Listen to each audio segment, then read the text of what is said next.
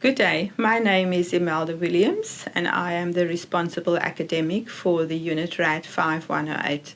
The focus of this unit will be on the thoracic and lumbar spine, the pelvis and the lower limbs. If you have any issues or you need any further clarification, please feel free to contact me.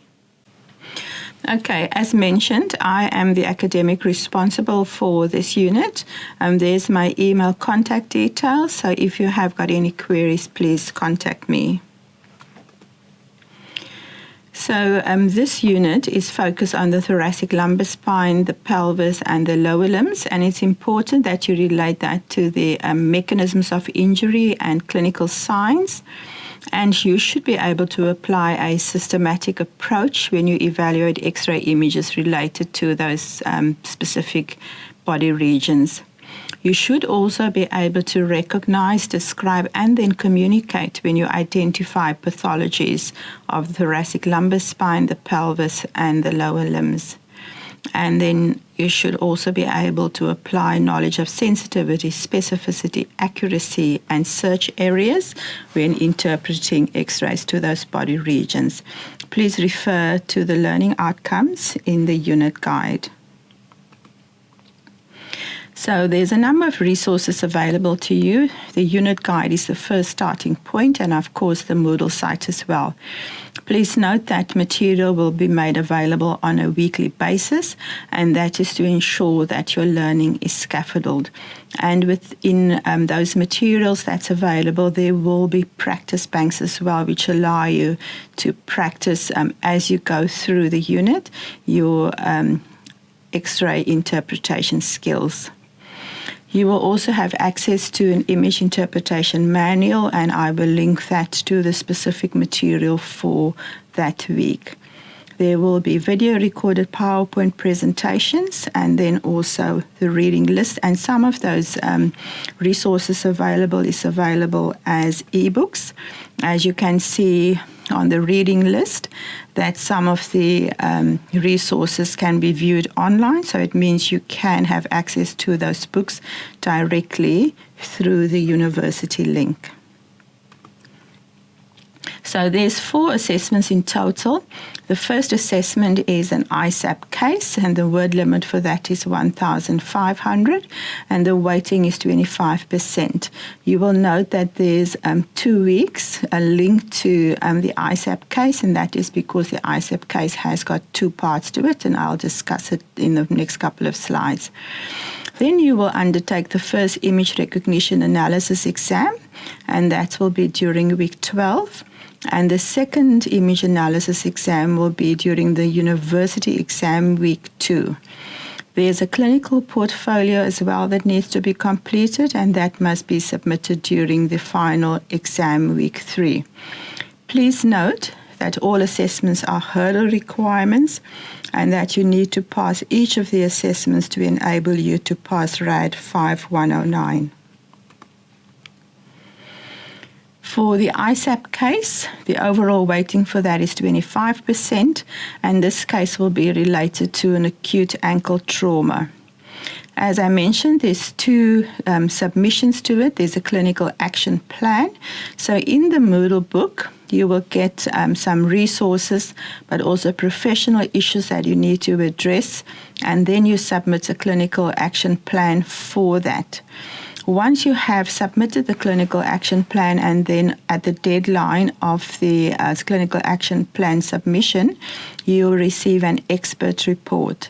You then need to compare the expert report to your clinical action plan and then provide a comparative report.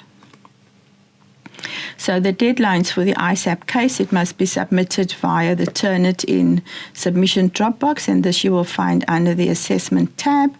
The deadline for the CAP report is the 3rd of May at 5 p.m. and at that time the CAP expert report will be released. And then you need to compare that as mentioned and provide your comparative report, which is a week later on the 10th of May. The computer-based exams involves two 60-minute exams, and each one has a weighting of 25%, so the overall weighting for the computer exams will be 50%.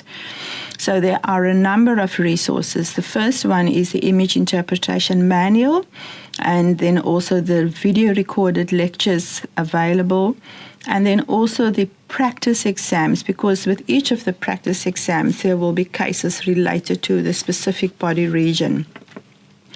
Test 1 is a mixture of multiple choice questions and PAE cases, and the focus for that will be on psychophysics and search errors, the knee, the lower leg, ankle, foot and toes.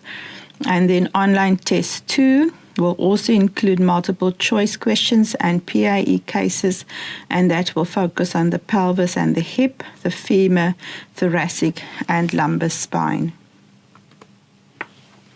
Please note that the computer-based exams includes the use of IQ View image manipulation software and the completion of a PAE form.